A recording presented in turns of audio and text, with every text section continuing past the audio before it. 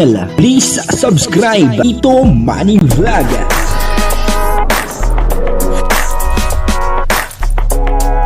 Payagan po si Tito Manny Vlog na mag-reactor para pambiling gamot sa kanya pong karamdaman. Wala man siyang records ng ng awayan. Yan po si Kalingap Edu ay nadidevelop na kay Beyonce. At dito ay nagsalita rin si Kalingap Rab tungkol doon sa mga love team. At doon sa mga sumusuporta sa mga love team. Maganda. Ito pong video ito. At ito pa yung malalaman natin kung ano po yung nararamdaman ni Kalingap Rab. Kasi may mga nambabas. Parang ganun, may mga nambabas. Kaya Kalingap Rab na may paborito daw po siya. At dito po ay nagsalita si Kalingap Rab. Panoorin po natin yung video at siyempre bibigyan po natin ng konting reaction. Pero bago po yan, ako muna bumabati sa inyong lahat ng magandang umaga, magandang tanghali. At magandang gabi sa inyong lahat mga kapatid. Saan man kayo ng panig ng mundo naroon ngayon ay mag-iingat kayo palagi at pagpalain kayo ng ating Panginoon. Maraming salamat din po sa patuloy na tumatangkilik sa aking YouTube channel at nanonood sa aking video reaction. Patuloy lang po natin suportahan ang Team Kalingap sa pangunguna ni Kuya Val Santos Matubang, Kalingap Rab at Ate Edna Vlog. At ganoon din po si Jack Tapia. At yung mga kasamahan ko po sa Karepa at mga Kalingap partner na charity vlogger. Pakisuportahan po silang lahat. At kung pwede, kapag nanonood po tayo ng kanilang mga video, ay huwag po natin skip yung ads upang sa ganun ay patuloy tayong makatulong sa kanila at sa kanilang mga tinutulungan. Ito po yung video na kung saan si Kalingap Edu ay nahuhulog na ang loob kay Beyonce. At nagsalita na rin si Kalingap Rab tungkol po doon sa sinasabi ng iba na meron daw po siyang paborito sa mga love team. Ito po yung video. Pakinggan po natin yung mga sinasabi ni Kalingap Rab. Kaya lang naman talaga tayo may love team. Ayan, mga serye. Siyempre, para sa mga viewers unang-una. Pangalawa, unang-una para sa kanila, sa ating beneficiaries. Doon mismo sa mga bida natin, kay Carla, kay Beyonce, kay Joy, kay Dara, kay Rose Ann, yun ay para lahat sa kanila po. Pangalawa na lang yung para sa mga viewers. Kasi marami nag-aabang, marami nag-enjoy, marami tayong napapasaya. Pero kung sabihin natin pag walang love team ay malulungkot ako or di ko kayang walang love team sa channel ko, ay nagkakamali po kayo. Kasi kahit wala pong love team, okay lang po sa akin. Ang iniisip ko lang, yung mga beneficiaries natin, hindi sila matutulungan ng kagaya ng natatanggap nila ngayon. Diba? Hindi nila mararanasan yung mga travel na yan, yung mga motor, yung bahay na malaki. No? Oo, matutulungan natin sila. Pero napaka-minimal na tulong lang. Yung sapat lang. No? Allowance, bigas, no? Yung hanggang lang sa makapagtapos. Yung yung saktong-sakto lang. Huwag niyong masyadong ipagmalaki ang yung sabi nating love team na sinusuportahan natin. Kasi ako po, di ako yung maghahabol sa mga love team na yan na porke viral ay hahanin ko na parang may special treatment. Hindi po. Kaya wag po kayong magsabi na paborito kong Etsy kasi puro Etsy na lang. Hindi po. Nagkataon lang na siyempre nung nag-travel tayo, Etsy yung kasama natin.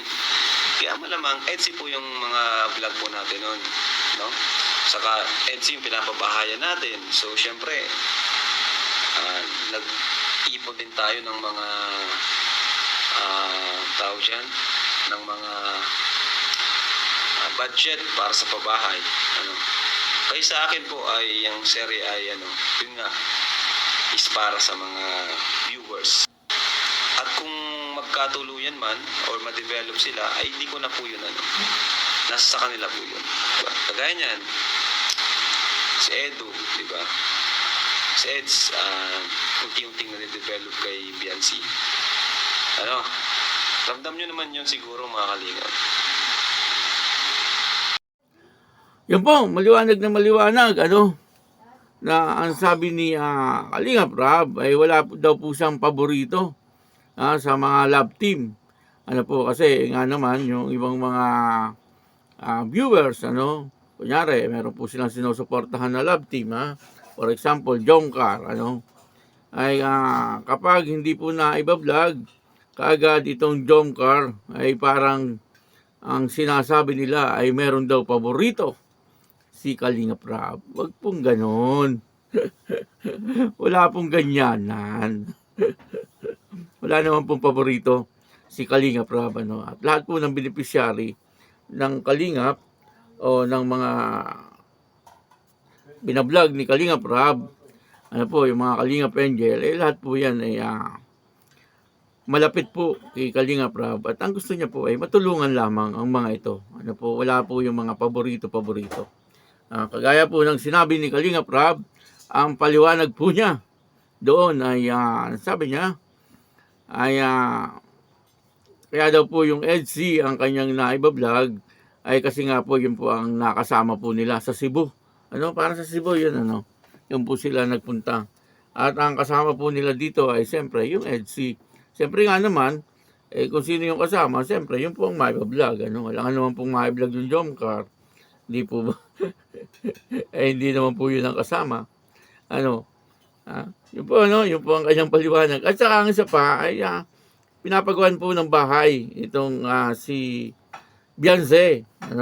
Siyempre, kailangan po ng pera, para po doon sa mga materyales ng bahay ni Beyonce. Kaya nag-iipon nga po si Kalingap Rab. Siyempre, hindi po siya makakapag-ipon kung hindi po may vlog. Si Carla naman po ay may bahay na. Talagang ginastusan rin po, ng Kalingap. At siyempre, ng mga sponsor din. Hindi naman po natin winawala yung mga sponsor, At siyempre, mga viewers din, yung panunood po nila, sa mga binablog ni Kalingap, ay malaking tulong din po yun, Hindi naman po natin winawala yan. Kaya lang, siyempre, sana ay huwag natin ibas kung sakali man na hindi po na iba-vlog kung sinong team, team naman sa akin, kung sinong love team na sinusuportahan nyo, ay kung pwede sana, ay suportahan lang po natin. Huwag na po nating ibas itong si Kalingap Rab. Lahat naman po yan ay malapit kay Kalingap Rab at maliwanag na maliwanag po na sinabi niya na wala naman po siyang paborito. Kahit sino po sa love team. At sabi niya nga po, pwede nga naman po siya mag-vlog na kahit walang love team. Kaya lang, ang iniisip niya siyempre ay yung mga beneficiary nung love team, siyempre. Yung mga beneficiary, yung mga Kalingap Angel, Katulad po ni Carla, siyempre, kung may love team, marami po ang nag-i-sponsor. Yun po ang isa sa mga dahilan, po. At ang isa pa po dito, ang sinabi po ni Kalingap Rab ay si Edu. Si Edu. Ay, nadidevelop na kay Beyonce. Grabe, Talaga nga naman si Kalingap Edu, pumapag-ibig na. Si Kalingap Edu ay nadidevelop na daw po kay Beyonce. Kaya ang sabi po ni Kalingap Rab, wala daw po siyang magagawa, kung yung kanyang mga love team ay ma-develop sa isa't isa. Sa bagay, hindi naman po niya talaga hawak ang puso ng bawat isa. At siyempre, may mga isip din po yan. Hindi naman niya po yan matuturuan. At hindi niya rin po yan mapagbabawalan. Lalo na kung sila ay pumapag-ibig na. Katulad ni Kalingap Edu. Maliwanag po na sinabi ni Kalingap Rab na itong si Kalingap Edu ay nahuhulog na ang loob kay Beyonce at talagang nadidevelop na. Yan si Beyonce bata pa. Sana ay mapigilan pa ni Kalingap Edu. Kasi napakabata pa po ni Beyonce. At maghintay-hintay po siya hanggang si Beyonce ay nasa tamang edad na. Ano po, at unahin muna ang pag-aaral siyempre. Ano po. Bagay, kung talagang si Kalinga Pedro ay nagmamahal at umiibig, ay makakapaghintay. Ano po, kay Beyonce. Yun po ay sinabi ni Kalinga Prab, na si Kalinga Pedro nadidevelop na. Kay Beyonce. Hindi po yan na